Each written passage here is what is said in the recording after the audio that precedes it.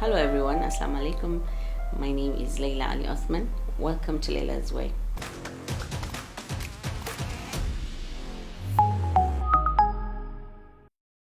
Today we would be talking about something so important, something that has destroyed our generation, our young generation, and it's continuing to destroy the young people, because at this point it is the young, the old, women, men, anybody that is willing to consume it. It has consumed them. We're going to talk about drug abuse. I have come across a lot of young people, older people, and women who the consumption of drugs, especially illegal ones, they've been overtaken by those things. It is so sad when you see a promising young man or a promising young woman wasting their life away with drugs. Let's talk about the reason why a lot of people are into drugs now. I would say there's tension in like your home environment. We have lack of parental attachment, divorce, financial difficulties, sleeping problem, peer pressure. How would you know when your child is on drugs? It all boils down to you being close to the child. I have a lot of workers and I know when someone is on drugs. You don't even have to tell me. I interact with them. I sit, I watch them. If you do so as a parent, you would know the first week that the behavior of your child shifted. If you're close to your child, you would know. Because a lot of parents see it, they feel it, but they don't want to say it because they're afraid the society will judge their child. But then at the end of the day, if you let it go to a point where you cannot rehabilitate him, the society will see him. There's nothing you can do. You hid it when you could have helped, and it will come out where everyone could see it. It will destroy you, destroy other children as well. We need to teach our children that it is okay to feel. It is okay to process their issues. It is okay to talk to us when they have a problem. Let your child be able to relate with you in a way that you would understand when they're going through something. To me, I even advise people to, when your child is in secondary school, I think it is important for you to take intervals in doing them drug tests. I know that some people will say, if he's not on drugs, why will I do it? But how do you know he's on drugs? Because at the end of the day, they are on drugs until it is too late. That is when parents get to know. For women that now pick taking codeine as their hobby because they don't want to deal with the problems that they're in their marital homes, is sad and cowardly, because I feel it is so stupid of anyone to think leaving a toxic environment is worse than being on drugs. For women who say, oh, my husband is beating me, so let me just take drugs and sleep. You are a coward. There's so many ways out of marriage. Marriage is not mandatory to anyone when it's bad. Marriage is supposed to be for good. But when you're in an environment where you choose to sleep all through because you don't want to meet your significant other, then you're a coward, because there's a way out. And that way out requires strength, requires you to think better. If you don't want to do that, then don't blame anyone for your misfortunes. You intentionally agree to be there. There's nothing like I don't have a choice. Everyone has a choice. If other people can do it, then you can. We have the same brain, the same structure, everything. The only difference is those people that choose their self more than what people would say are strong and brave, while you who chooses to stay in a toxic relationship to groom toxic children and toxic men, then you are a coward. That's, you think, oh, I'd rather stay in the house and just bury myself in shame, let me take drugs and sleep, instead of getting a divorce or leaving that toxic environment. At the end of the day, those people will be like, oh, I can't blame him for not wanting her. She's a drug addict. At the end of the day, somebody must still talk. But which one is a better choice? Which one is better for you? And which one sounds right in your head? It's your choice. It's your choice. So let's choose wisely and do the right thing for ourselves.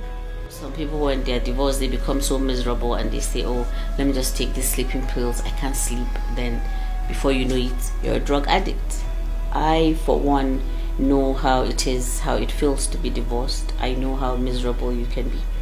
But there's no time in my life that I felt, oh, drugs is my go-to friend, because I know that it's just going to destroy me. So why not use that grief to build yourself, build your career, and build the people around you? For men that feel the need to constantly be strong, oh, I'm looking for money, up and down, I can't get money, I can't do this for myself, financial stability, all these things, so let me take drugs. At the end of the day, you would not get all those things and you would be left in pain, because in pain is what you would be when you wake up and find no one by your side. Because at the end of the day, before you get to a point where you're regretting, you've driven away every good person from your side.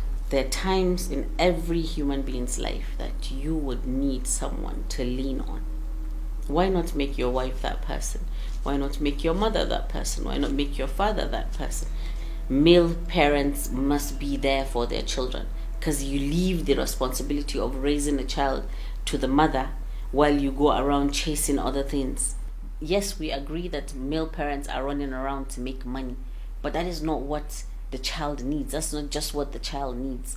Yes, money is vital, but you being present as the male figure would allow your child be afraid to do some things, because they know, oh, daddy is watching us, daddy knows, mommy knows, and daddy and mommy are on the same channel.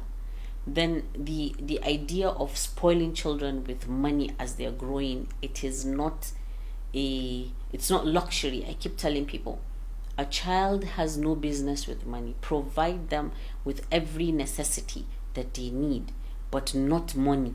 Because money it attracts other people who are willing to spend these things and make them use it in a bad way. We must be able to allow ourselves see the strength that is built within us. Everyone is strong, a man, a woman, a child, and every single one of us is wired with the right or wrong channels in their head. And whatever you choose, you don't even need someone to tell you whether it's wrong or right. You know. I hear this a lot in the Hausa community. They say, Allah ne kaddara mishi. And I tell you, ba Allah ba ne kaddara mishi. Shi ya dora makan shi. Because when God brought us to this world, they gave us a choice. The right or the wrong choice. When you choose drugs, you're on the wrong side.